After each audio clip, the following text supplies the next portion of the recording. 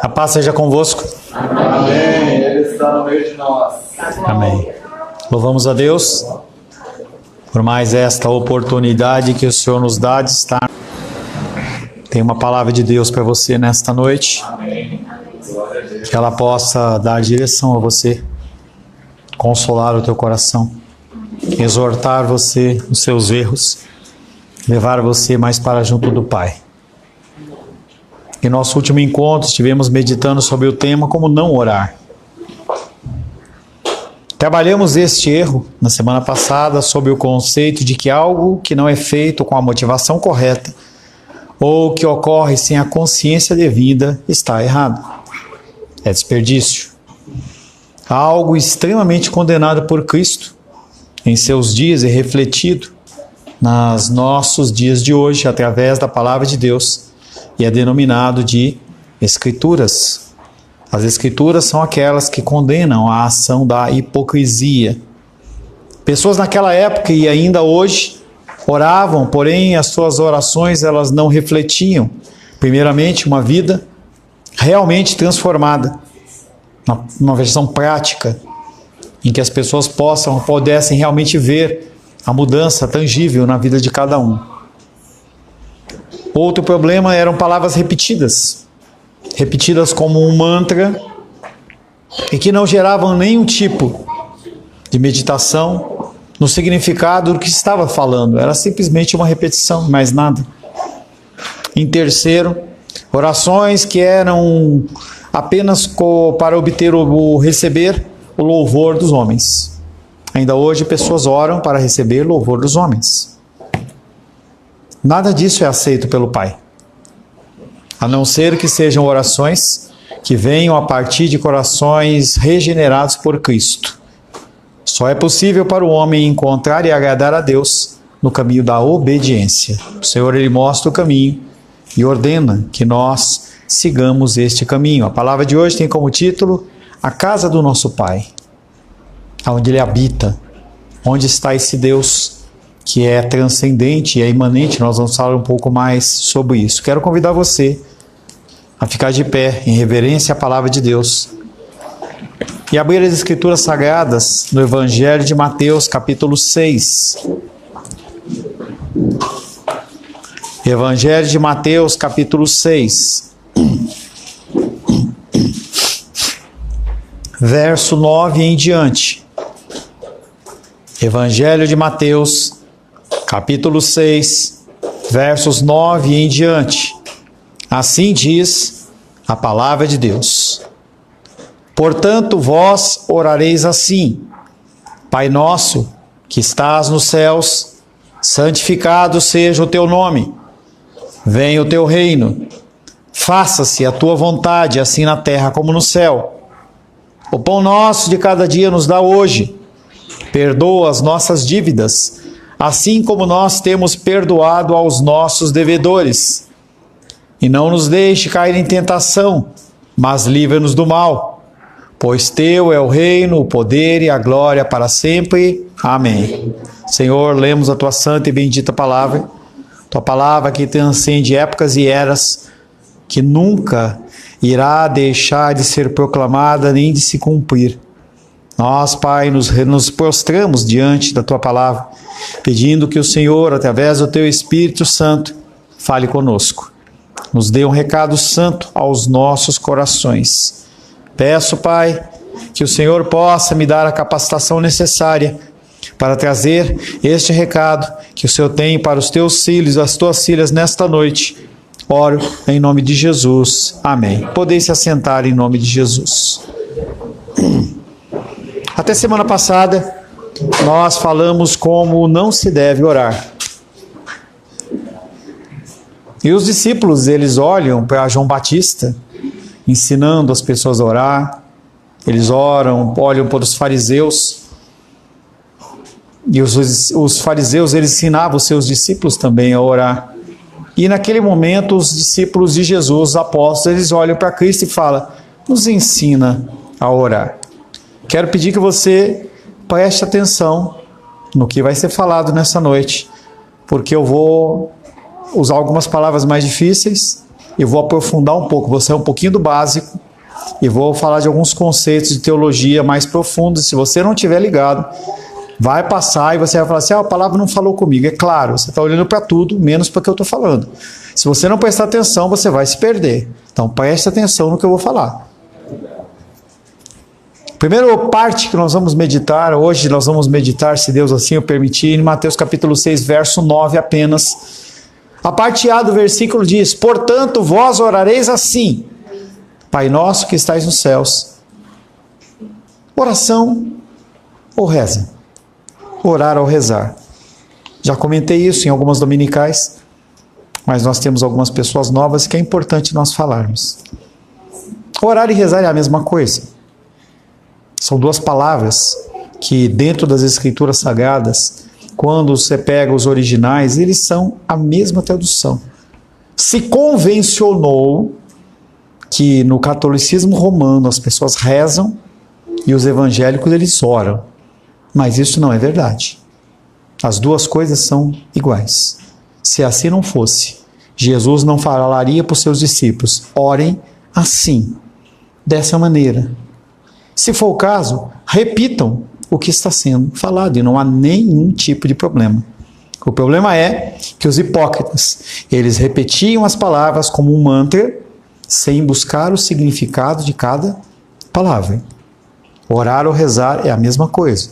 Falecido irmão Cláudio, querido irmão Cláudio, certo momento ele foi querer dar uma explicação e ele se perdeu e ele falou que nós não oramos, nós não rezamos, nós oramos. E aí você cria muito mais separação do que qualquer outra coisa.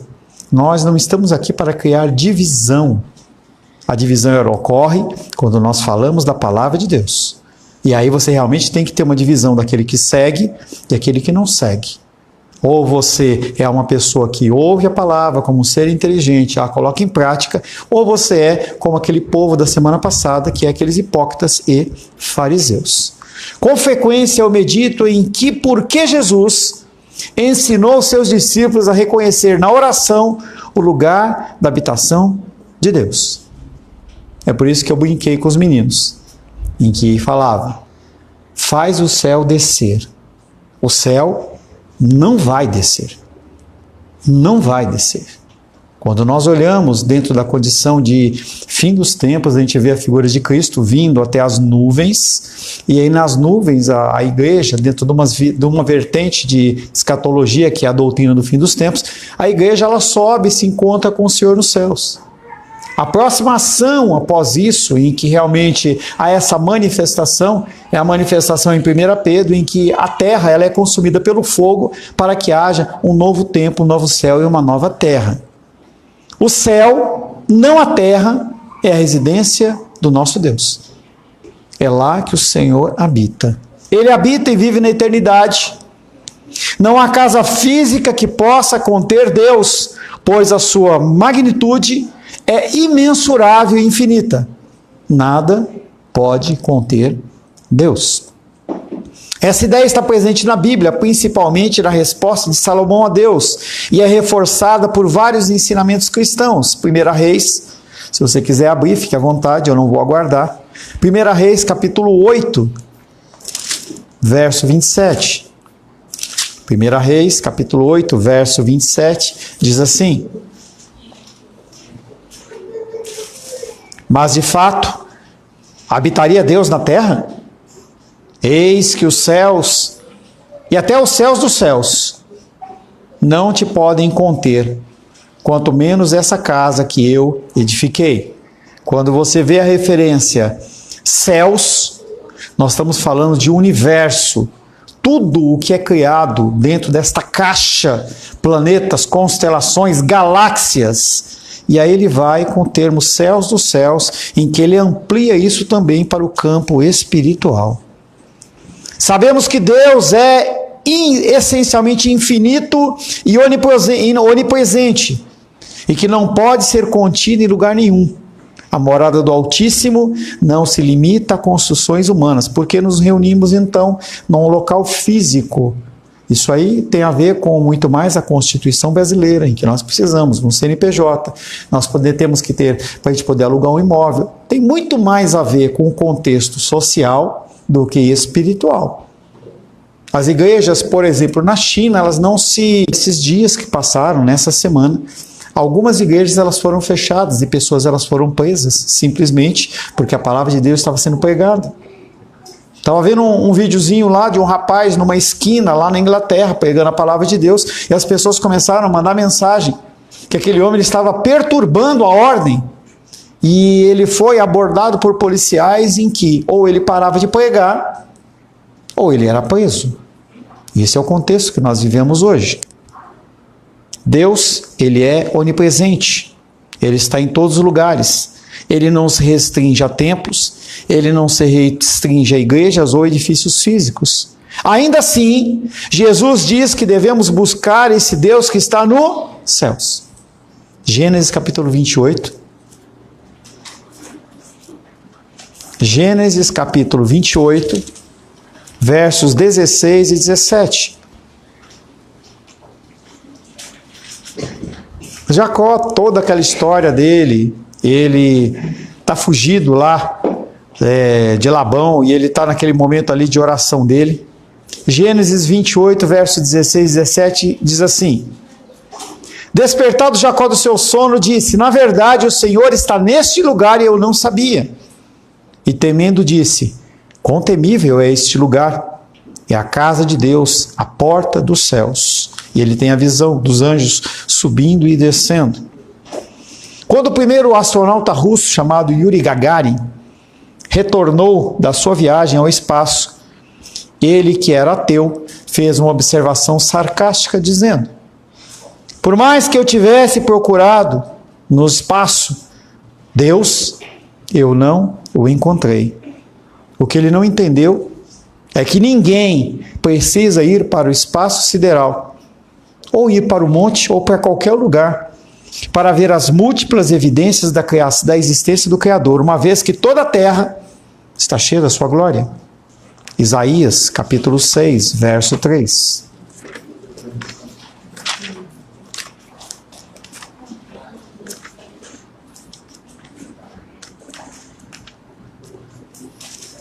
Isaías, capítulo 6, verso 3, diz assim: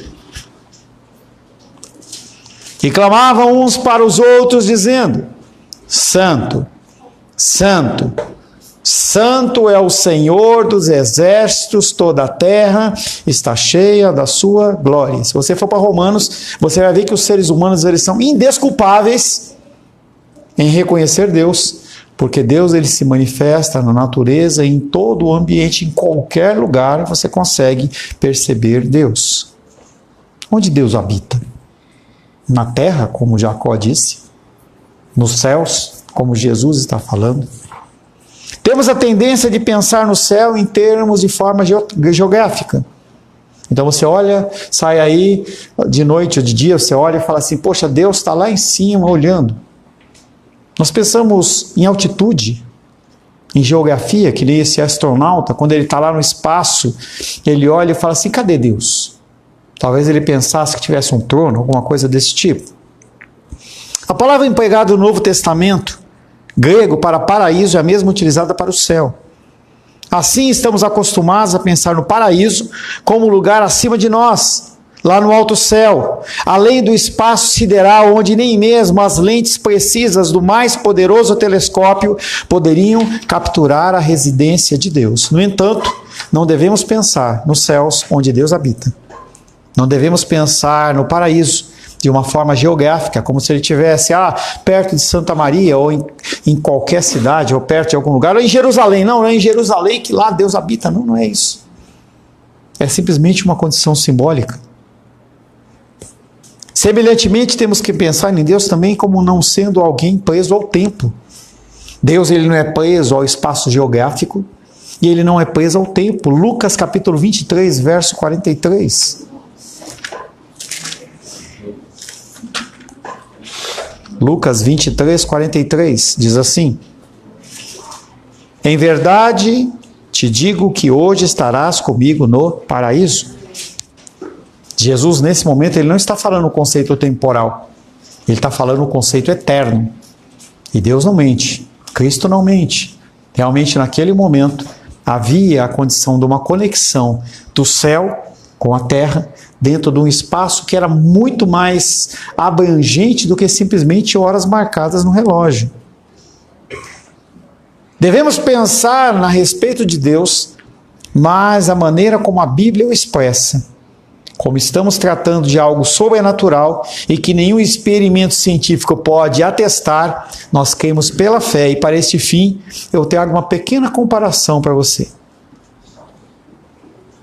Quando eu vou cortar cabelo, na minha frente, normalmente é assim em locais onde homens cortam o cabelo. Você tem espelhos na frente. E algumas vezes, onde eu corto o cabelo, tem espelhos atrás. Se você olhar para o espelho da frente, aquele espelho está refletindo a sua imagem. Mas também está refletindo a imagem que está refletida aqui atrás. Aí você cria um efeito chamado de borda infinita, que algumas vezes no computador você consegue ver isso. Você coloca e fica aquelas imagenzinhas cada vez uma dentro da outra, pequenininha, pequenininha, pequenininha. Já viu isso? E aí eu fico olhando aquela situação e fico falando assim, será que em algum momento essa imagem ela termina?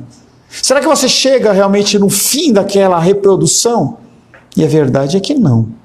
Quando nós pensamos nesse tipo de efeito, é um efeito tridimensional que é considerado de você ser composto por largura, altura e profundidade. Nós temos essas três características que nos representam. A ideia das imagens espelhadas me faz refletir. Essa figura tridimensional, como se as coisas elas fossem construídas de uma maneira diferente nos nossos olhos. Apesar de que, quando nós olhamos aqui dentro do nosso natural, fora do espelho, nós vemos apenas altura e largura. Eu não consigo ver profundidade na pessoa. Esse efeito de profundidade é difícil de a gente ver normalmente no dia a dia. Os reflexos nos mostram que há pelo menos 3 dimensões, e nós vivemos nessas dimensões, nos movendo e existindo. Romanos 8, 39. Abre esse, por gentileza. Atos Romanos, capítulo 8, verso 39. Diz assim, 38 e 39.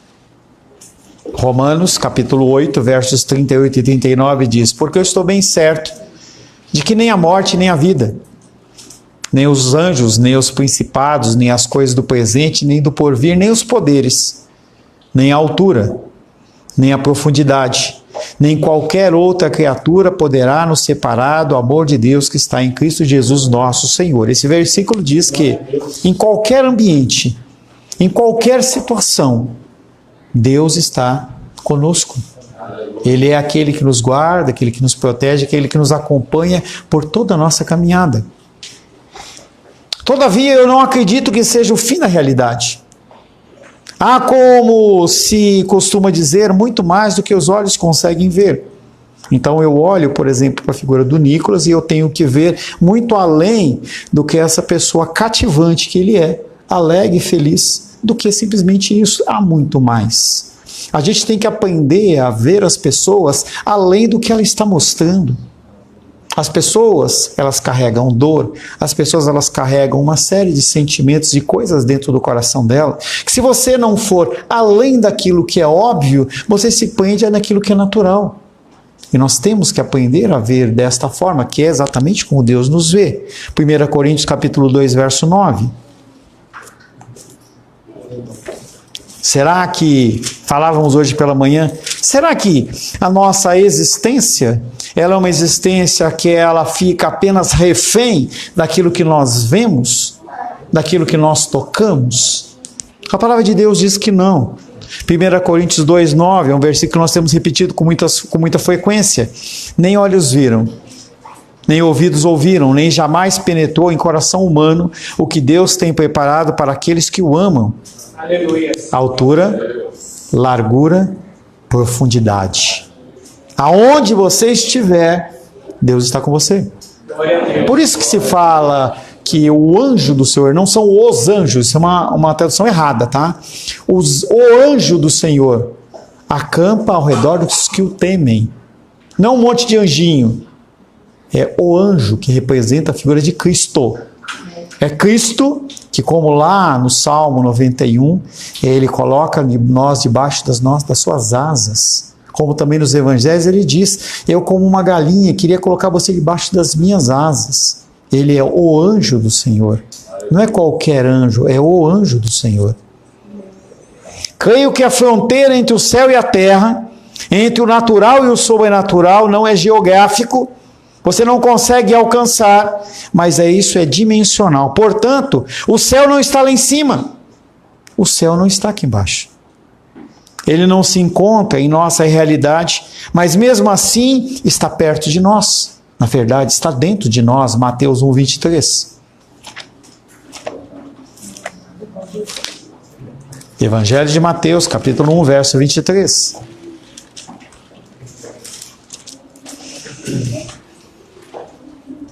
Eis que a virgem conceberá e dará à luz um filho, e ele será chamado pelo nome de Emanuel, que significa Deus conosco. Esse é o Deus que ele é além das dimensões. Ele é um Deus que está fora do tempo e ele entra no tempo. É um Deus que ele controla céus, terra e mar e ele continua conosco, convivendo conosco. Mesmo assim, há um véu que encobre essa realidade presente bem ao nosso lado, que é algo que o Felipe já deu uma entrada, ele deu um spoiler aqui falando do conceito da imanência e o conceito da transcendência. Imanência, transcendência é a figura desse Deus que realmente ele não pode ser contido por nada. Esse Deus que ele tem uma grandeza que é imensurável, esse Deus que é tremendo, mas que segundo a imanência ele habita dentro do meu coração. Mateus capítulo 1, verso 23, Deus conosco. O céu adentra nesta dimensão pela realidade da presença de Deus. Nós não precisamos de uma escada, nós não precisamos de avião, nós não precisamos do elevador, nós não precisamos ir para o monte ou ir para Jerusalém para você ver Deus ou você sentir a presença de Deus. A partir do momento em que você tem comunhão com Ele, você para e você investe tempo, você o ouve, você o sente. O problema é que essa correria maldita faz com que você não tenha tempo para Deus. Você não lê a Bíblia, você não ora, você não tem comunhão com as pessoas. Como que você vai ter comunhão com Deus? Não vai. A nossa natureza, ela é constituída por uma parte material e outra espiritual. Há um aspecto físico em nossa vida, mas também há um aspecto que não é físico. Um dos enigmas da filosofia mais antigos é como que ocorre a ligação da nossa mente, dos nossos pensamentos com o nosso corpo. Ninguém consegue explicar. Em que você está sentado e você simplesmente olha para um alimento saboroso e você recebe um estímulo na sua mente que você tem que comer. E você vai e come. Como que a gente faz essa ligação? A ciência luta, mas ela não consegue. A filosofia, ela começa a criar uma série de estratégias, mas não consegue. Essa ligação entre a mente e o corpo, entre aquilo que é carnal e aquilo que é sobrenatural. A extensão dos nossos pensamentos, ela não pode ser medida. Esses pensamentos, eles não pertencem ao ambiente físico, mas a nossa vida, ela existe dentro do ambiente físico. Algumas pessoas alegam que até os pensamentos são respostas puramente físicas. É simplesmente uma reação do meu corpo, e não é. Um animal, ele tem reações. Nós não temos reações nesse aspecto. Se você colocar um animalzinho na frente de um espelho, ele não vai conseguir reconhecer que é um outro animal. Ele vai ficar irado, ele vai querer morder, ele vai querer fazer alguma coisa. Nós somos diferentes. A biologia diz que nós somos parte do reino animal. Só que nós não somos animais. Homens como René Descartes, um homem do lá para mil e lá vai fumaça, ele tinha uma poesia, um pensamento dizendo assim: penso, logo existo. Então é utilizado muitas vezes com a questão do aborto, dizer, a criança ela não pensa, como é que eu vou medir essa condição da criança no ventre como pensando? Então essa é um ser, é apenas uma criatura, e eu posso eliminá-la a qualquer momento. Ninguém consegue descobrir como um pensamento interage com uma ação física, e como a ação física interage com o pensamento. Vivemos todos os dias na tensão dessas dimensões, porque o pensamento pertence à esfera espiritual, enquanto o físico à condição natural. Hoje a biologia ela já não consegue mais encaixar o ser humano dentro do animal. Então, não agora, mas daqui a alguns anos você vai ver, por exemplo, eles não falando mais que o reino é composto por minerais, vegetais e apenas animais.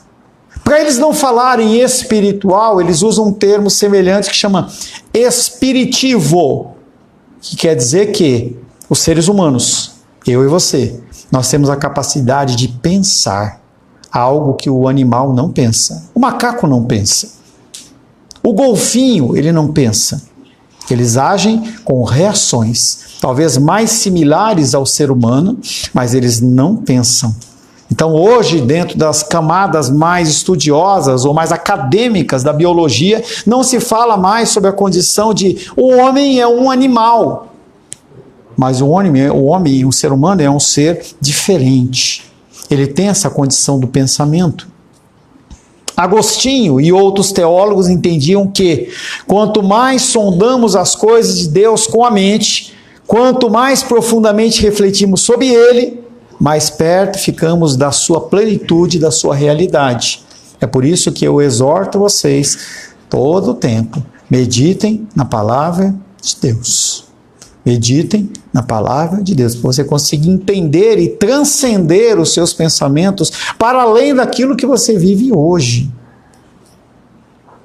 Mateus capítulo 6, verso 9, parte B, e ele fala: santificado seja o teu nome.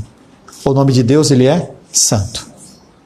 Por isso que eu tenho sido um pouco mais chato em relação a essa situação, em relação a chamar Deus de você e usar o nome dele em vão, porque o nome dele é santo.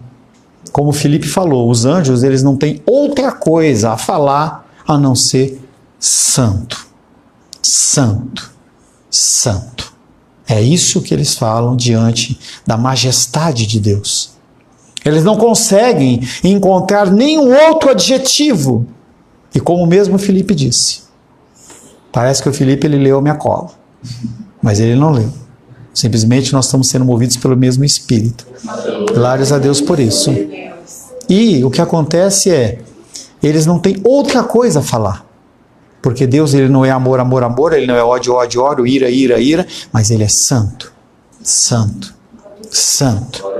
Toda a Escritura Sagrada deixa claro que Deus ele é totalmente santo. A coisa mais importante pela qual Jesus disse que devemos orar é para que o nome do seu Pai seja considerado santo. Quando profanamos o nome de Deus, revelamos nossa profunda falta de respeito e reverência por Ele, o dono do nome que é sobre todo nome. E aí nós falamos hoje, por exemplo, sobre a questão do desperdício. Quando você age fora das Escrituras Sagradas, você está maculando o nome de Deus. Você está trazendo a condição de que Deus, para você, Ele não é tão santo assim. Quando jovens casados, ou melhor, quando jovens solteiros se relacionam sexualmente, por exemplo, eles estão dizendo, não importa, Deus, o que você acha, importa o que eu acho. Eu estou buscando a minha felicidade, o meu prazer e a minha alegria. Satisfação. Nomes de Deus no judaísmo. O nome de Deus no judaísmo ele é representado pelo tetragrama, 4 letras, chamado YHWH, que não tem nada a ver com Jeová. Não tem que você tentar de maneira nenhuma, tentar inventar o nome dele ou tentar soletrar. Ele é um nome santo e não deve ser pronunciado. Mesmo o nome Yahvé não deve ser pronunciado. Ele deve ser retido, porque é uma coisa muito preciosa. Mas nós temos que nas Escrituras Sagradas, o Senhor ele é chamado de alguns nomes. A gente vê dentro do Antigo Testamento sendo chamado de Adonai, que representa meu Senhor. Elohim, que era uma representação do nome de Deus. E aí, algumas vezes, eles utilizam a palavra El, E-L, e mais algum objetivo. Por exemplo, El Shaddai, Deus Todo-Poderoso, mas não se falava o nome de Deus. Se usava adjetivos em relação a ele. Quando nós pensamos no cristianismo, nós temos a figura de Deus Pai, Deus Filho, Deus Espírito Santo, Pai Celestial e tantos outros nomes. Esses nomes, eles não são títulos. Eles são nomes que representam adjetivos de Deus. Então nós temos que começar cada vez mais a olhar para a figura divina de Deus e chamá-lo, e invocá-lo muito mais pelas coisas que ele faz ou que ele é, do que realmente por um nome glorioso, majestoso, incomparável, poderoso Deus, Deus de paz, paz da eternidade, Pai da eternidade e tantos outros adjetivos. E aí na semana passada, eu até acabei não falando com o Felipe, essa questão de que nós temos dentro do louvor, essa questão de que você vai fazer uma adoração espontânea. A espontaneidade, ela tem a ver com você reconhecer os adjetivos de Deus. Não necessariamente é você repetir uma música. Porque os hinos cantados na igreja, eles têm que ser congregacionais. Ou seja, nós temos que conhecer. Não é um show em que Moisés e Felipe se adestram no violão e dão um show para nós. Não, não é um show. São músicas que são cantadas por eles e nós os acompanhamos nessa adoração ao Senhor. Durante a construção de uma antiga igreja chamada Santo Andrew, ou Santo André, tentaram edificar um local apropriado para que Deus e seu povo se reunissem. Ela foi chamada da Casa de Deus. Mas a palavra casa tem muito mais do que uma função. Ela também transmite algo a respeito do seu propósito. Quando Deus mandou os israelitas construírem uma tenda, um tabernáculo, uma casa, ele tinha em mente um lugar para se reunir com o seu povo e revelar a sua glória. A igreja não é um lugar para você se sentir bem.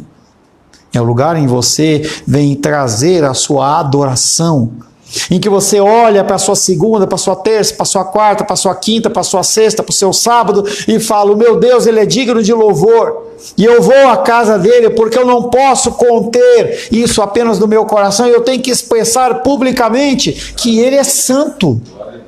É como um namorado que começa a namorar a menina e ele fica naquela condição, desliga primeiro, desliga você, eu quero estar junto.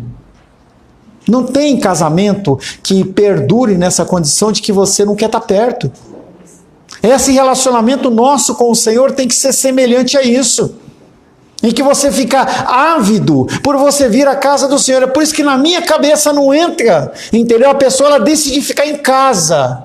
Não estou falando da Aisla que está com dor de cabeça, com enxaqueca, não é isso. Mas as pessoas elas decidem ficar porque estou cansado, estou com sono, não estou afim, estou com vontade. Não tem essa opção. Porque você tem que estar com o seu coração tão cheio do desejo de glorificar a Deus, que se você não vier aqui, você passa mal. E não é aqui, não tem nada de mal, aqui não tem nada de mais, aqui é madeira, parede, não tem nada de mais aqui. Mas simplesmente quando nós nos reunimos, uma voz sobe ao céu de uma maneira diferente. Aleluia, glória a Deus. Ao longo de 15 capítulos no livro de Êxodo, e mais alguns de Levítico, o próprio Deus forneceu instruções minuciosas sobre como a construção da sua casa deveria ser executada. Mais tinta, mais letra foi escrita a respeito da descrição da casa de Deus do que todo o livro de Romanos, que é o maior livro de Paulo. Porque é importante. Ele não está falando coisas vãs. Ele está mostrando como ele é meticuloso, como ele presta atenção em cada coisa que é feita, em cada coisa que é falada. Como é feita, como as coisas são feitas dentro da adoração ao Senhor. Deus foi explícito em relação à construção da sua casa, porque ele queria revelar duas coisas: glória e beleza. Ele não exigiu tantos detalhes para o mero conforto das pessoas. Se nós pudermos, nós vamos colocar cadeiras mais confortáveis. Até muito tempo atrás a gente não tinha um ar-condicionado, nós temos. Mas isso não é o principal. Não é o principal. Ele, Deus, queria que o tabernáculo fosse construído para manifestar aos olhos humanos a sua glória, honra e para vermos a beleza da sua santidade. Nós estamos longe disso hoje. Além de não honrarmos a Deus com os lábios, usamos seu nome em coisas ofensivas e profanas. Quando você, fora da casa do Senhor, não age como um cristão, você profana o nome dele. Você macula o nome dele. Você, nós, não é eu, não, eu brinco sempre com a condição de vocês que eu sou ungido, tem nada a ver. Nós maculamos o nome do Senhor com as coisas que nós fazemos. Deus é a fonte, não apenas de tudo que é bom e verdadeiro, como também de tudo que é belo. A igreja de Santo Andrés, ou Santo André, ela não foi construída para trazer Deus do céu à terra, mas para refletir a sua glória e a beleza da sua santidade. Havia algo de especial na arquitetura desta igreja. Os arcos, uma igreja muito grande, os arcos, o teto, todo abobodado é o termo em que ele é redondo. Tudo apontava para outra dimensão, a qual podemos contemplar apenas por símbolos. Nós olhamos para as coisas como Santa Ceia, nós olhamos para as coisas como a adoração, como os dízimos e ofertas, assim, apenas como uma simbologia daquilo que está dentro do nosso coração. Quando você manifesta para o Senhor um coração adorador, Ele recebe com alegria nos céus. Jesus, Ele se alegra pelo sacrifício que foi feito. Hoje, no boletim semanal dessa igreja que ainda existe, acho que na Escócia, há as seguintes palavras debaixo do jornalzinho: cruzamos o limiar do secular ao sagrado, do comum ao incomum, do profano ao santo. Quando você vier para a casa do Senhor, lembre-se que quando você chega atrasado, você o desonra. Não é a mim. Vocês já conhecem, eu não vou esperar você chegar para começar o culto. Às 19 horas o Alice começa. Às 9h30 no domingo pela manhã eu começo. Quando é 10h45 no segundo período eu começo, porque eu estou aqui para honrar ao Senhor. Independente se você mora a 1, 5, 10 ou 50 quilômetros daqui, a sua adoração ao Senhor começa quando você entende que você não pode chegar atrasado. Quando você entende que se você não trouxer um alimento para a casa do Senhor, pessoas vão estar com fome. Quando começa o louvor, você não fica sentado pensando na morte da bezerra, mas fala assim: poxa, é o momento de eu estar aqui junto com toda a igreja, glorificando, exaltando e bendizendo o nome do Senhor. Eu tenho que aproveitar isso como se fosse o último momento. Se espera que quem entre ali naquela igreja perceba que está cruzando uma fronteira e deixando para trás a dimensão do lugar comum. É esse local que nós estamos. Hoje o Alice brincou, né? Poxa, vamos alugar um lugar maior em Santa Maria, a gente paga o Uber, não sei o quê. Não sei, se Deus der essa direção, você pode ter certeza que vai ser feito. E aí, quando nós saímos daqui, aqui pode virar um boteco. Aqui pode virar uma locadora, pode virar um local de depósito, pode virar qualquer coisa. Porque a presença de Deus, ela não está associada a locais, ela está associada a vidas. Se espera que eu entrar no prédio, as pessoas deixam o secular e atravessam o limite para o sagrado. A construção do tabernáculo foi dividida em 3 etapas. O ato exterior, o santuário e o Santo dos Santos, onde foi consagrado o trono de Deus. Deus foi o arquiteto. Olha o arquiteto do Pedro aí. Deus foi o arquiteto. Deus projetou o local onde se reuniria com o seu povo. Ali, naquele local, era a junção em que o povo podia se aproximar dele e experimentar um pouco do céu.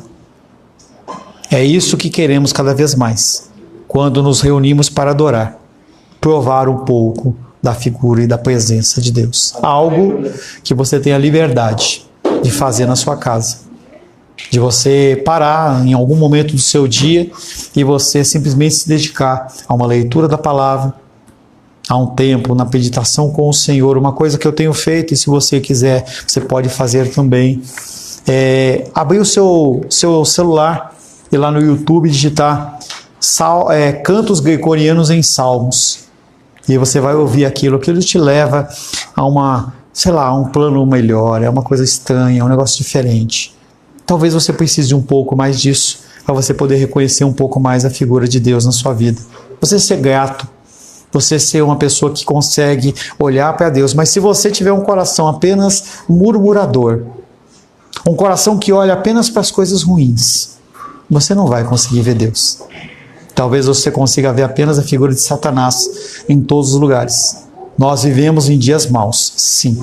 Mas nós somos chamados para esse dia, para esse momento, para nós sermos luz, sal da terra e luz do mundo. Amém, queridos? Amém. Senhor, louvamos, adoramos e bendizemos Teu nome. Agradecemos pela Tua graça e pelo Teu amor sobre as nossas vidas. Queremos, Pai, neste momento, pedir, Pai, que o Teu Espírito Santo nos convença, Pai, do privilégio, da beleza de poder adorar o Teu santo nome. Que as nossas mãos, Pai, que elas sejam erguidas, não porque houve um comando. Que nós, Pai querido, nós possamos louvar o Teu nome, não porque as pessoas estão simplesmente cantando, mas porque nós não podemos mais resistir à Tua presença. Que nós possamos ser a geração que Te louva, Te adora de uma forma espontânea, porque nós temos que dizer o quanto o amamos. Oramos em nome de Jesus. Amém. Graças ao nosso bom, querido e amado Deus.